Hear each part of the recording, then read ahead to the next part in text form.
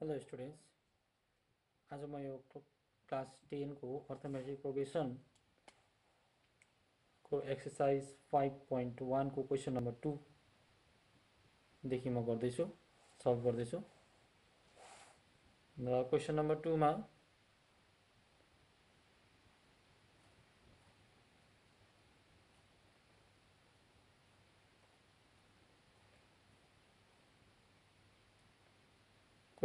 मा exercise arithmetic progression arithmetic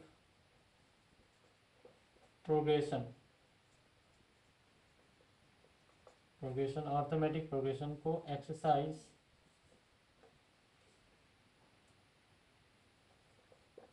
5.1 को question number 2 question 2 मा छ right first four terms of AP. Write first four terms of AP when the first term A and the common difference D are given as follows. Number 1 मा छ first term 10 दिएको छ, common difference D पनि हामीलाई 10 दिएको छ। हामीले चारवटा टर्म लेख्नु। फर्स्ट फोर टर्म्स भनेपछि एउटा त यही गनिन्छ, यो फर्स्ट टर्म हो। अब हामीले सेकेन्ड टर्म, थर्ड टर्म र फोर्थ टर्म हामीले क्याल्कुलेट गर्नुपर्छ है।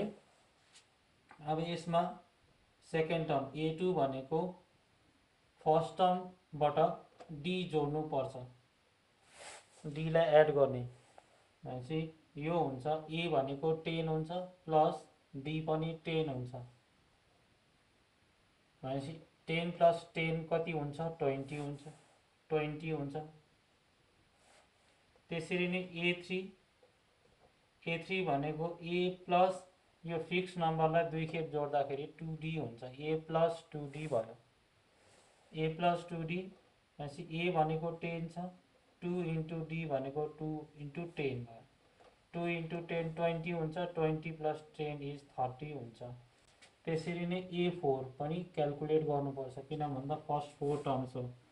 A4 भनेको A प्लस 3D, फर्स्ट टर्ममा 3D एड गर्दा फोर्थ टर्म हुन्छ, इक्वल्स टु A भनेको 10 हो plus 3 into value of D पनि 10 र 3 इन्टु 10 इज 30 प्लस 10 इज 40 हुन्छ। देयरफोर अब हामी लेख्न सक्छौँ first four terms of AP,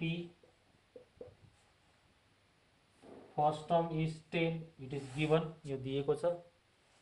second term is 20, third term is 30 र fourth term is 40 going on. अब यहाँनिर हामीले के हेर्न सक्छौँ त भन्दाखेरि चाहिँ डिफरेन्स एउटै छ, फिक्स नम्बर एड हुँदै गएको छ। 10 छ, फेरि 10 एड गर्दा 20, फेरि 10 एड गर्दा 30, फेरि 10 एड गर्दा 40 हुन्छ। त्यसरी नै 10 एड गर्दा 50 हुन्छ है। र अर्को क्वेसन छ नम्बर 2।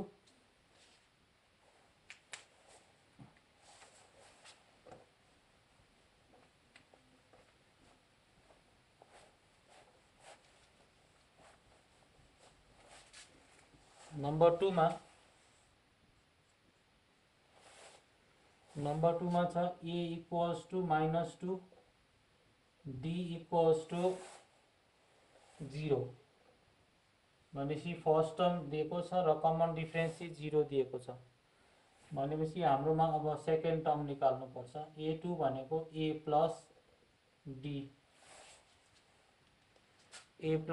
D भयो। A भनेको -2, D भनेको 0, -2 प्लस 0 इज -2।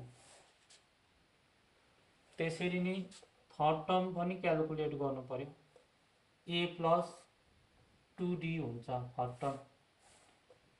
A भनेको -2, 2 इन्टु D इज 0, D चाहिँ 0 भयो भनेपछि -2, 2 इन्टु 0 इज 0, -2 प्लस 0 इज -2। फेरि फोर्थ टर्म पनि क्याल्कुलेट गर्ने, A प्लस 3D हुन्छ। A plus 3D, A is -2, D is 0, so 3 into 0 is 3 भनेपछि -2 plus 0 is 3 into 0 is 0, -2 plus 0 is -2। Therefore यहाँ पनि लेखिन्छ first 4 terms of AP -2, -2, -2, -2।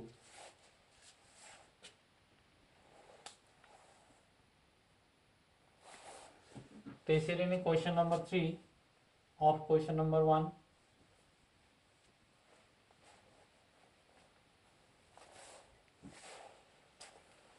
Question number 3 में छ a equals to 4, d equals to -3। a equals to 4, d equals to -3। First term दिएको छ, common difference दिएको छ।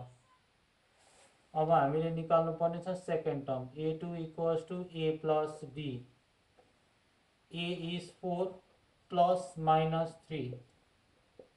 4 plus into minus is minus, so 4 minus 3 equals to 1। now second term भयो 1।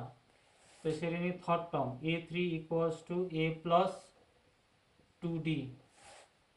a plus 2d a हुन्छ 4 plus 2 into value of d is -3।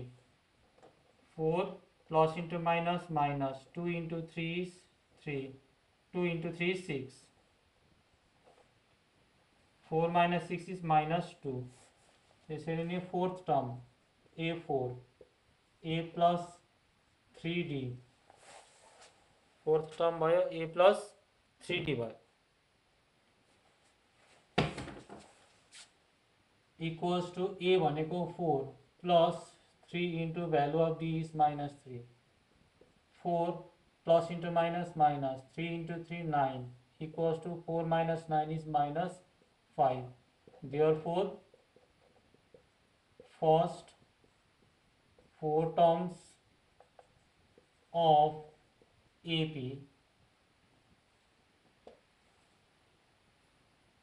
first term is 4, second term is 1, third term is -2 and fourth term is -5।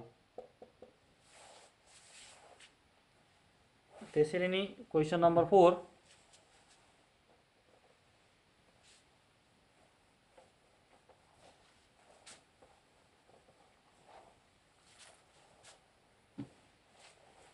Question number 4 में छ a equals to -1 अनि d equals to 1/2 छ। अब हामीले second term निकाल्नु पर्यो a2 भनेको a plus d। a भनेको -1 d भनेको 1/2। अब यसको एलसीएम निकाल्ने 2 र 1 को एलसीएम कति हुन्छ 2 हुन्छ। 2 1 जा 2 -2 plus 1 -2 plus 1 is -1/2। त्यसरी a3 भनेको a plus 2d भयो। a भनेको -1 plus 2 into 1/2। यहाँ 2 2 क्यान्सल गर्न सकिन्छ इक्वल्स टू -1 plus 1 भनेको 0 हुन्छ। त्यसरी नै a4 भनेको a plus 3d। a भनेको -1 plus 3 into d भनेको 1/2। -1 plus 3/2 यसको एलसीएम निकाल्ने यसको एलसीएम हुन्छ 2 2 1 जा 2 -2 plus 3 गर्दाखेरि 1/2 भयो। 1/2 भयो। अब लेखिन्छ therefore first 4 terms of AP first term छ -1, second term छ -1/2, third term छ 0 र फोर्थ टर्म आयो 1/2।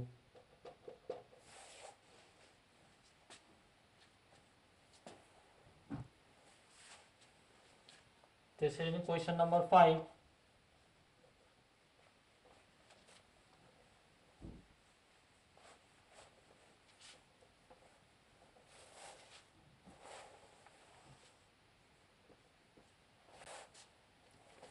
Question number 5, a equals to minus 1.25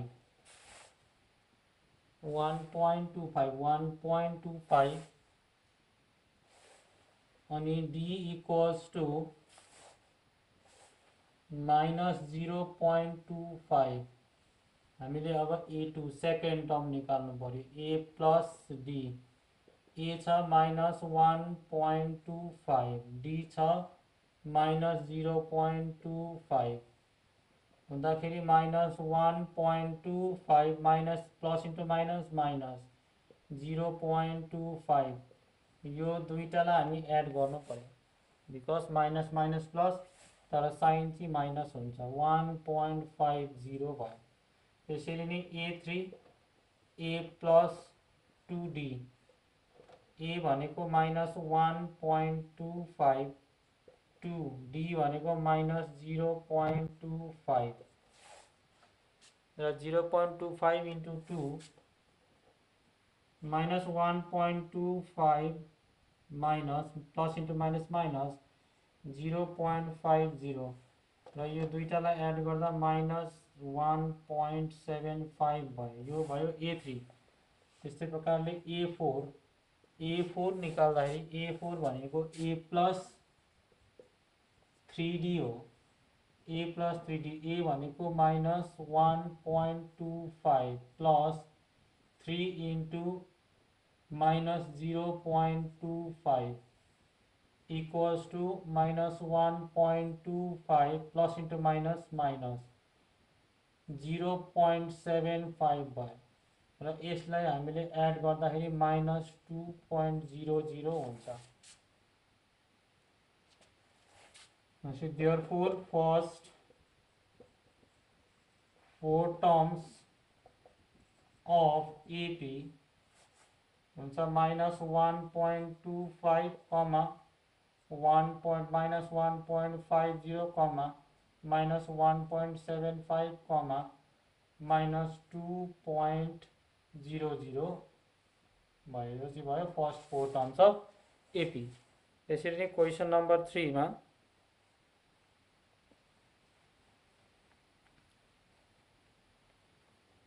Question number 3 मा छ, for the following APs write the first term and the common difference.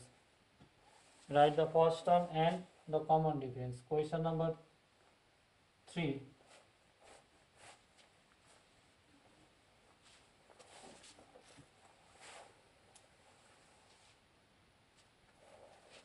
Question number 3 को number 1.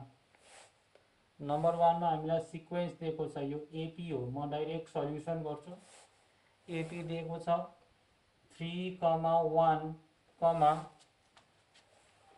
minus 1, minus 3. यो चाहिँ हाम्रो सिक्वेन्स दिएको छ. अब यसमा हामीले पहिला छुटाउनु पर्यो. A1 भनेको 3 हो, A2 भनेको 1 हो, A3 भनेको minus 1 हो र A4 भनेको चाहिँ minus 3 हो. पहिला फर्स्ट टर्म भनेको A1 फर्स्ट टर्म हो. फर्स्ट टर्म हुन्छ A equals to 3 अनि कमन डिफरेन्स निकाल्नु पर्यो. Common difference D. Common difference D हुन्छ succeeding term minus preceding term. A2 minus A1. A2 minus A1 भनेपछि 1 माइनस 3. 1 माइनस 3 भनेको minus 2 हुन्छ र फर्स्ट टर्म 3 र कमन डिफरेन्स चाहिँ माइनस 2 भयो. त्यसरी नै question number 2.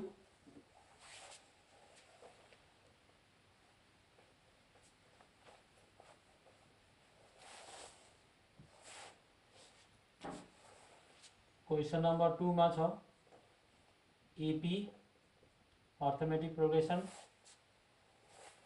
minus 5, minus 1, 3, 7.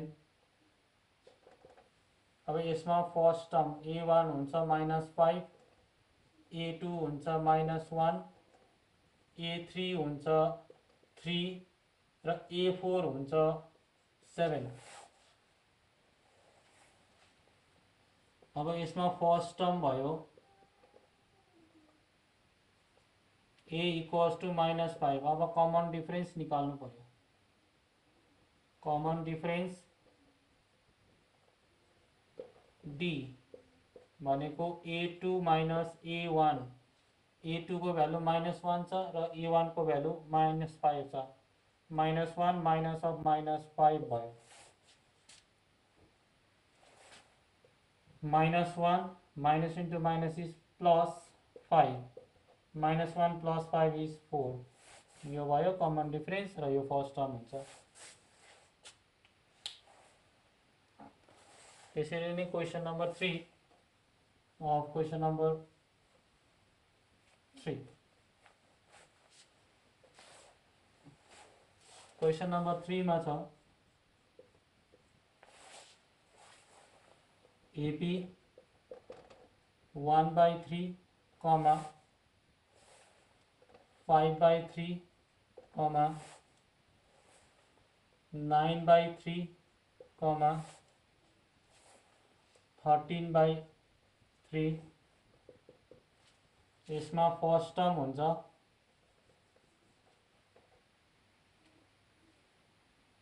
A1 भयो 1/3, A2 हुन्छ 5/3, A3 हुन्छ 9/3 अनि A4 हुन्छ 13/3।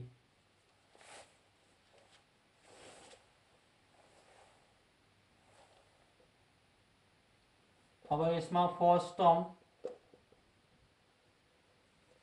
A इक्वल्स टू 1/3 भयो। कमन डिफरेंस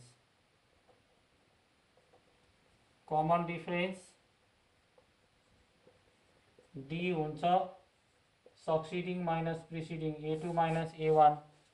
हामीले A2 माइनस A1 नगरेर A3 माइनस A2 गर्दाखेरि पनि रिजल्ट सेम आउँछ। किन भन्दाखेरि चाहिँ यहाँ फिक्स नम्बर एड भएको छ, त्यो फिक्स नम्बर चाहिँ common difference. Okay, A2 is 5/3 minus A1 is 1/3। now take LCM, 3 is the LCM, 5 minus 1 equals to 4/3। यो चाहिँ कमन डिफरेंस भयो, यो चाहिँ फर्स्ट टर्म हुन्छ। त्यसरी नै क्वेशन नंबर 4।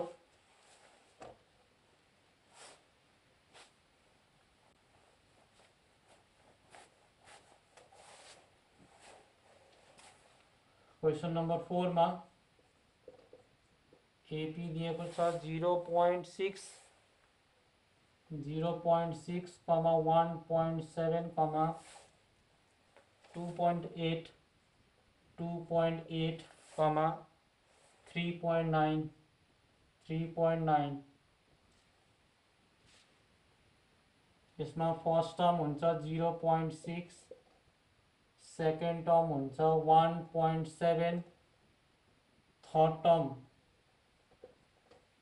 टर्म हुन्छ 2.8 र फोर्थ टर्म हुन्छ 3.9। अब यसमा फर्स्ट टर्म लेख्नु पर्यो। First term A equals to 0.6 र कमन